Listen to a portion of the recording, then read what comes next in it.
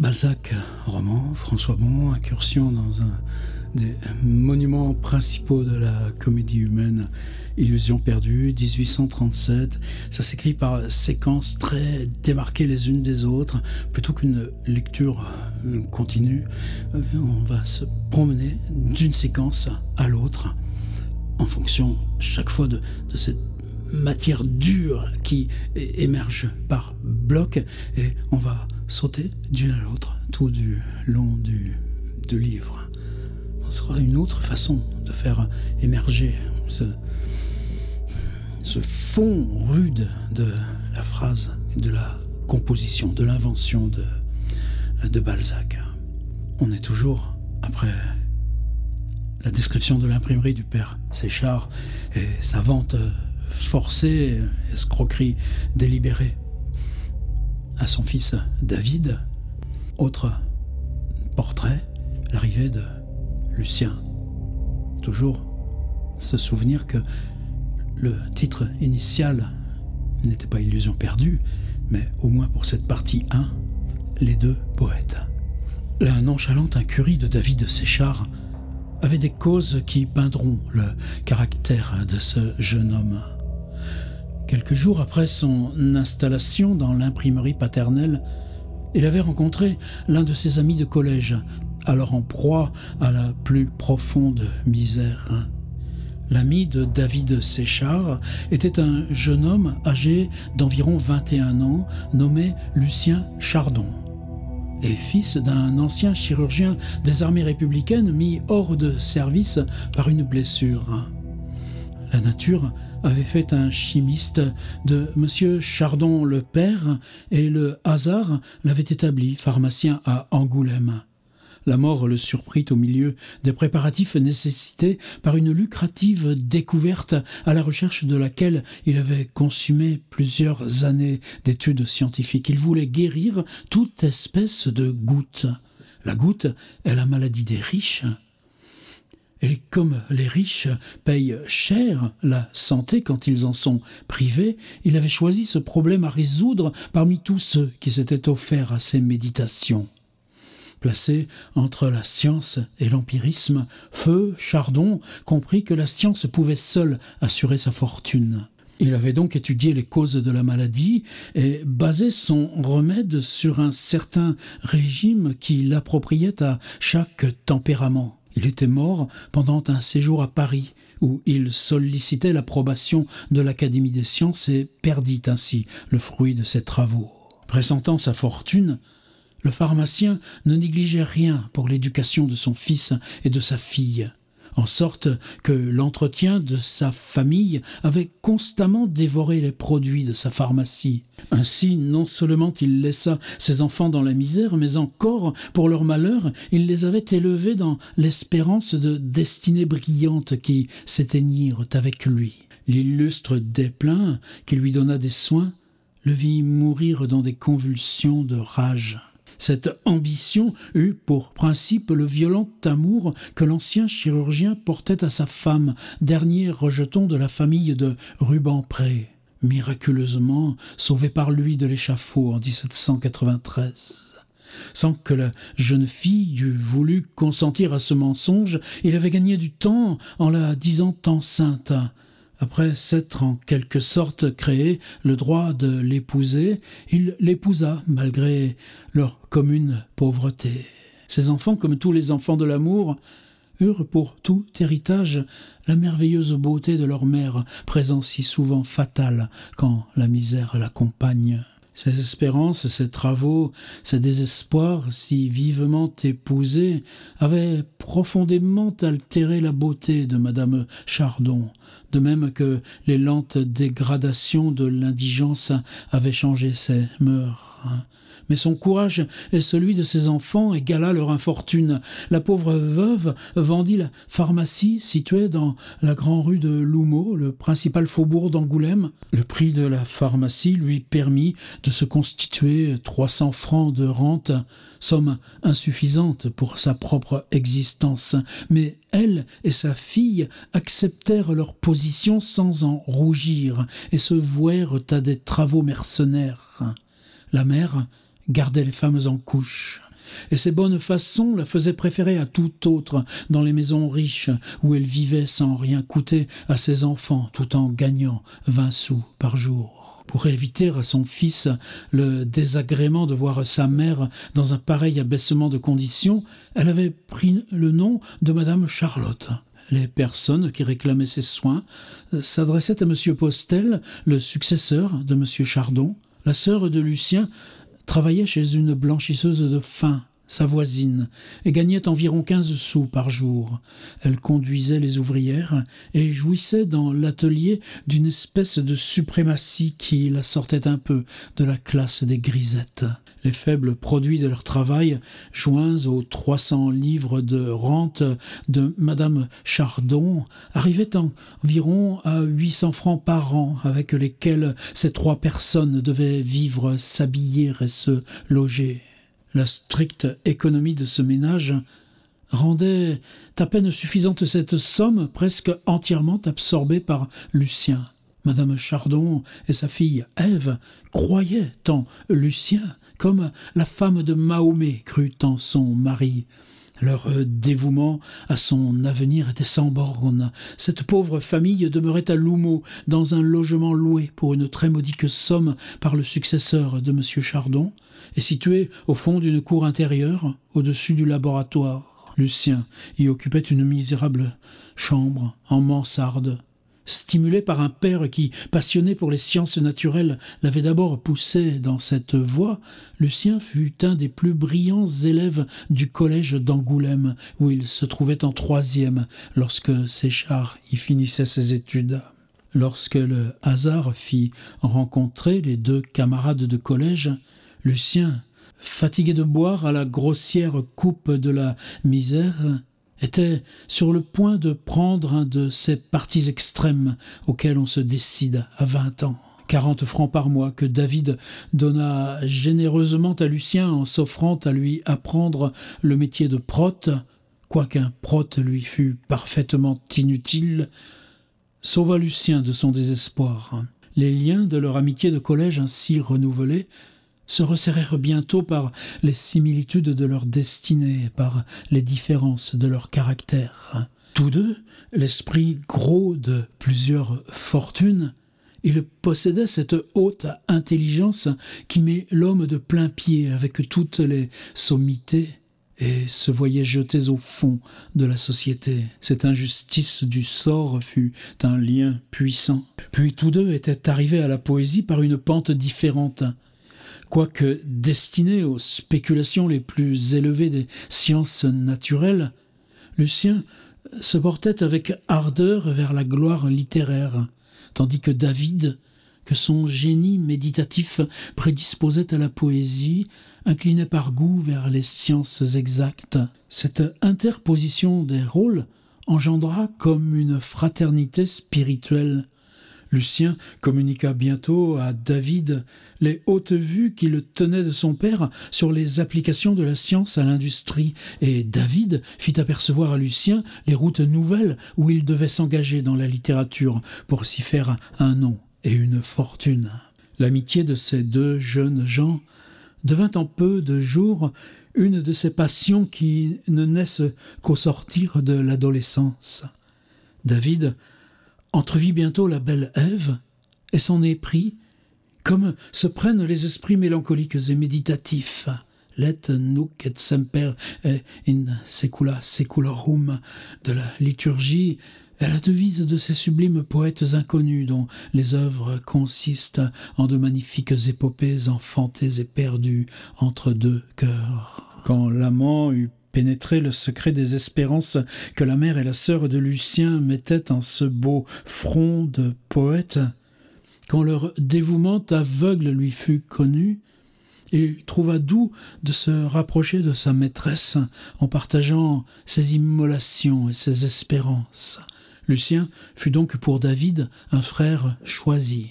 Comme les ultras qui veulent être plus royalistes que le roi, David outra la foi que la mère et la sœur de Lucien avaient en son génie.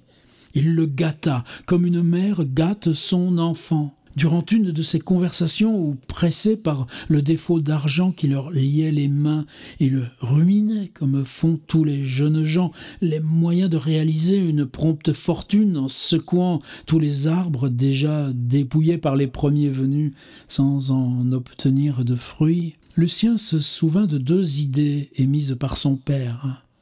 Monsieur Chardon avait parlé de réduire de moitié le prix du sucre par l'emploi d'un nouvel agent chimique et de diminuer d'autant le prix du papier en tirant de l'Amérique certaines matières végétales analogues à celles dont se servent les Chinois et qui coûtent peu. David s'empara de cette idée en y voyant une fortune et considéra Lucien comme un bienfaiteur envers lequel il ne pourrait jamais s'acquitter. Chacun devine combien les pensées dominantes et la vie intérieure des deux amis les rendaient impropres à gérer une imprimerie.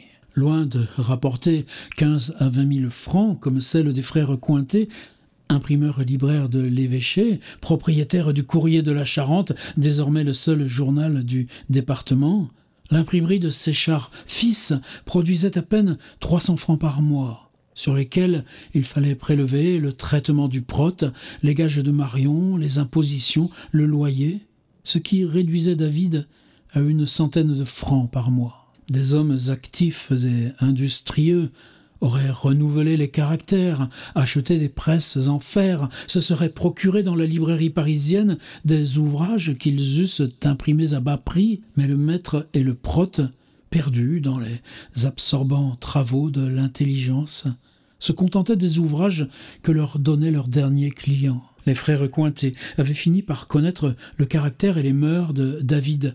Ils ne le calomniaient plus. Au contraire, une sage politique leur conseillait de laisser vivoter cette imprimerie et de l'entretenir dans une honnête médiocrité pour qu'elle ne tombât point entre les mains de quelque redoutable antagoniste. Ils y envoyaient eux-mêmes les ouvrages dits de ville. Ainsi, sans le savoir, David Séchard n'existait, commercialement parlant, que par un habile calcul de ses concurrents. Heureux de ce qu'il nommait sa manie, les Cointet avaient pour lui des procédés en apparence pleins de droiture et de loyauté, mais ils agissaient en réalité comme l'administration des messageries lorsqu'elle simule une concurrence pour en éviter une véritable. L'extérieur de la maison Séchard était en harmonie avec la crasse avarice qui régnait à l'intérieur, où le vieil ours n'avait jamais rien réparé. La pluie, le soleil, les intempéries de chaque saison avaient donné l'aspect d'un vieux tronc d'arbre à la porte de l'allée, tant elle était sillonnée de fentes inégales. La façade, mal bâtie en pierres et en briques mêlées sans symétrie, semblait pliée sous le poids d'un toit vermoulu surchargé de cette huile creuse qui compose toutes les toitures dans le midi de la France. Le vitrage vermoulu était garni de ces énormes volets maintenus par les épaisses traverses qu'exige la chaleur du climat. Il eût été difficile de trouver dans tout Angoulême une maison aussi lézardée que celle-là, qui ne tenait plus que par la force du ciment. Imaginez cet atelier, clair aux deux extrémités, sombre au milieu, ces murs couverts d'affiches brunis en bas par le contact des ouvriers qui y avaient roulé depuis 30 ans son attirail de cordes au plancher, ces piles de papier, ces vieilles presses, ces tas de pavés à charger les papiers trempés, ces rangs de casses, et au bout les deux cages où chacun de leur côté se tenait le maître et le prote. Vous comprendrez alors l'existence des deux amis. En 1821, dans les premiers jours du mois de mai, David et Lucien étaient près du vitrage de la cour au moment où, vers 2 heures, leurs 4 ou 5 ouvriers quittèrent l'atelier pour aller dîner. Quand le maître vit son apprenti fermant la porte à sonnette qui donnait sur la rue, il emmena Lucien dans la cour comme si la senteur des papiers, des encriers, des presses et des vieux bois lui eût été insupportable. Tous deux s'assirent sous un berceau d'où leurs yeux pouvaient voir quiconque entrerait dans l'atelier.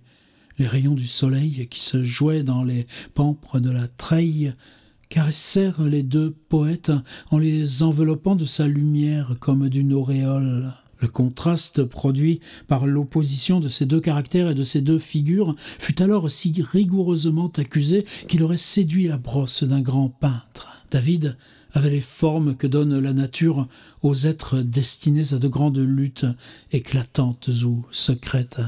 Son large buste était flanqué par de fortes épaules en harmonie avec la plénitude de toutes ses formes. Son visage, brun de ton, coloré, gras, supporté par un gros cou, enveloppé d'une abondante forêt de cheveux noirs, ressemblait au premier abord à celui des chanoines chantés par Boileau. Mais un second examen vous révélait dans les sillons des lèvres épaisses, dans la fossette du menton, dans la tournure d'un nez carré fendu par un méplat tourmenté, dans les yeux surtout, le feu continu d'un unique amour, la sagacité du penseur, l'ardente mélancolie d'un esprit qui pouvait embrasser les deux extrémités de l'horizon en pénétrant toutes les sinuosités et qui se dégoûtait facilement des jouissances tout idéales en y portant les clartés de l'analyse. Si l'on devinait dans cette face les éclairs du génie qui s'élance, on voyait aussi les cendres auprès du volcan. L'espérance s'y éteignait dans un profond sentiment du néant social où la naissance obscure et le défaut de fortune maintiennent tant d'esprit supérieur. Auprès du pauvre imprimeur à qui son état, quoique si voisin de l'intelligence, donnait des nausées, auprès de ce Silène lourdement appuyé sur lui-même qui buvait à longs traits dans la coupe de la science et de la poésie, en s'enivrant afin d'oublier les malheurs de la vie de province, Lucien se tenait dans la pose gracieuse trouvée par les sculpteurs pour le Bacchus indien. Son visage avait la distinction des lignes de la beauté antique.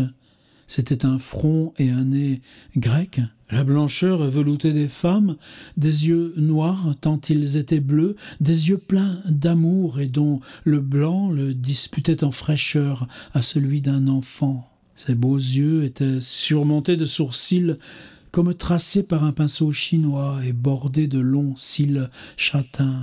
Le long des joues brillait un duvet soyeux, dont la couleur s'harmoniait à celle d'une blonde chevelure naturellement bouclée.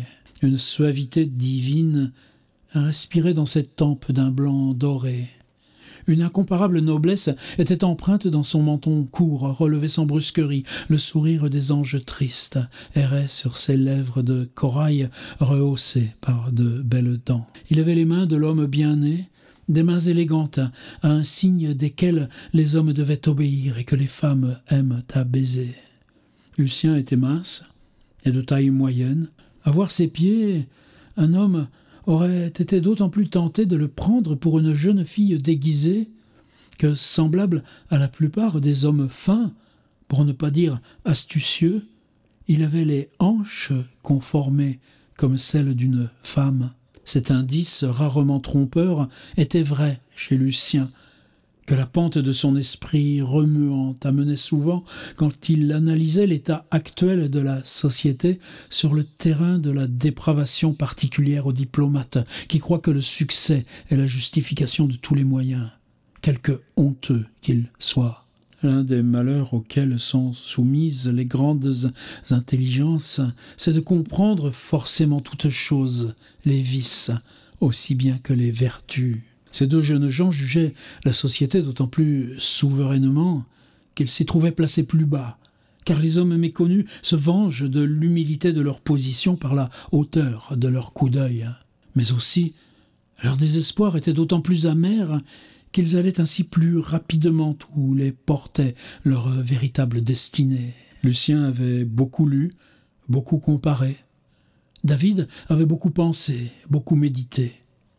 Malgré les apparences d'une santé vigoureuse et rustique, l'imprimeur était un génie mélancolique et maladif. Il doutait de lui-même, tandis que Lucien, doué d'un esprit entreprenant mais mobile, avait une audace en désaccord avec sa tournure molle, presque débile, mais pleine de grâce féminine. Lucien avait au plus haut degré le caractère gascon, hardi, brave, aventureux, qui s'exagère le bien et amoindrit le mal, qui ne recule point devant une faute s'il y a profit, qui se moque du vice s'il s'en fait un marchepied. Ces dispositions d'ambitieux étaient alors comprimées par les belles illusions de la jeunesse, par l'ardeur qui le portait vers les nobles moyens que les hommes amoureux de gloire emploient avant tous les autres. Il n'était encore aux prises qu'avec ses désirs et non avec les difficultés de la vie, qui est d'un fatal exemple pour les esprits mobiles.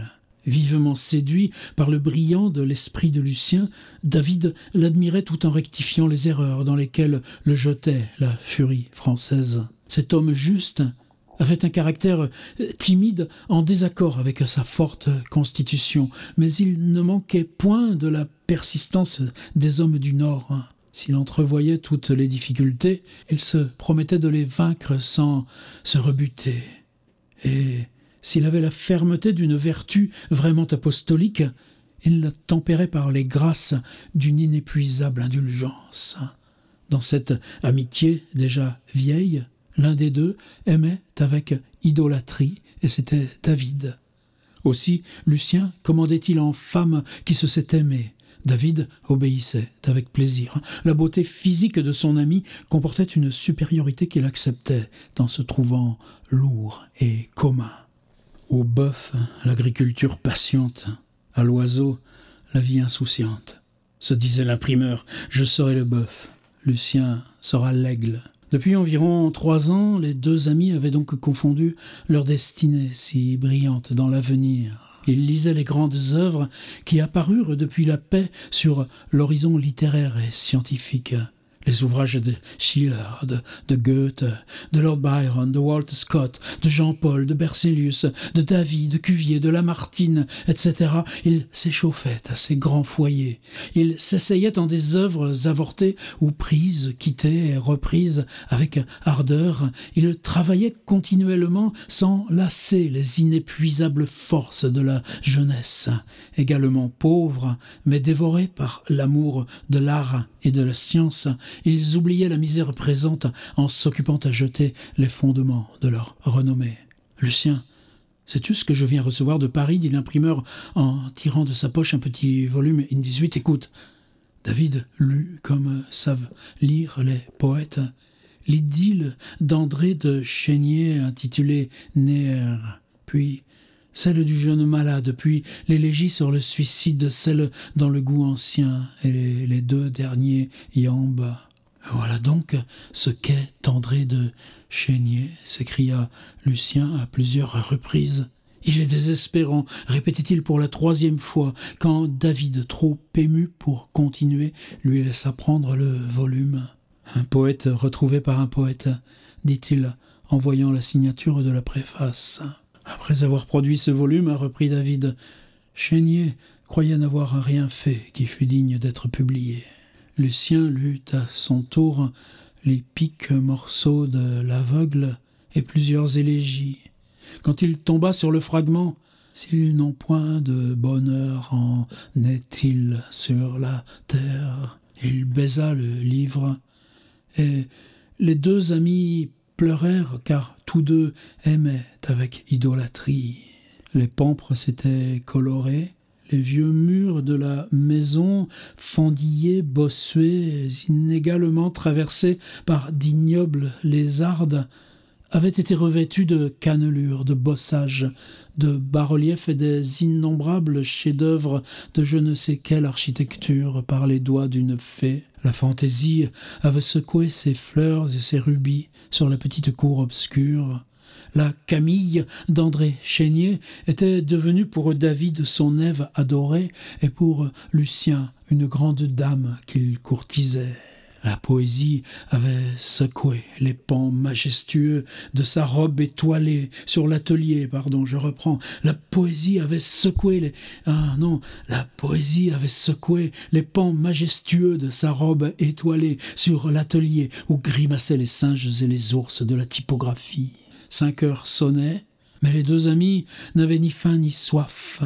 La vie leur était un rêve d'or. Ils avaient tous les trésors de la terre à leurs pieds. Ils apercevaient ce coin d'horizon bleuâtre, indiqué du doigt par l'espérance à ceux dont la vie est orageuse et auxquels sa voix de sirène dit « Allez, volez, vous échapperez au malheur par cet espace d'or, d'argent ou d'azur. » Quel plaisir donc que cette rencontre des deux principaux de l'œuvre, David et Lucien, soit complétée d'un troisième qui n'est rien moins qu'André Chénier. Il reviendra plusieurs fois là, dans le livre. Alors, vous savez qu'il y a deux écoles. Il y a ceux, je pense à Olivier Cadiot, ils disent Rubempré. Et il y a ceux comme moi, Tourangeau Poitevin, on dit Rubempré. Alors, au choix, je sais qu'il y a quelques années, on avait fait un petit sondage. Lesquels parmi nous disent Rubempré, lesquels parmi nous disent Rubempré. Finalement, c'était 50-50. Je m'en étais référé à Roger Pierrot, l'auteur de cette magnifique bio honorée de Balzac. Je crois que c'est la seule qui vaille, par l'intermédiaire de son fils Alain, qui est un ami. Alain avait demandé à Roger, qui était tout près de sa mort déjà, il était plutôt pour Rubempré. De toute façon, moi c'est comme ça. Quand j'ai eu 15 ans et que j'ai lu Les Illusions perdues pour la première fois, j'ai entendu Rubempré. Mais sentez-vous libre. Les Illusions perdues, séquence par séquence, les récitatifs, allez les retrouver dans votre édition, dans un petit coin de votre étagère, chez n'importe quel bouquiniste, ou en version numérique, ou sur, tenez, ma petite clé, la petite clé du projet Balzac.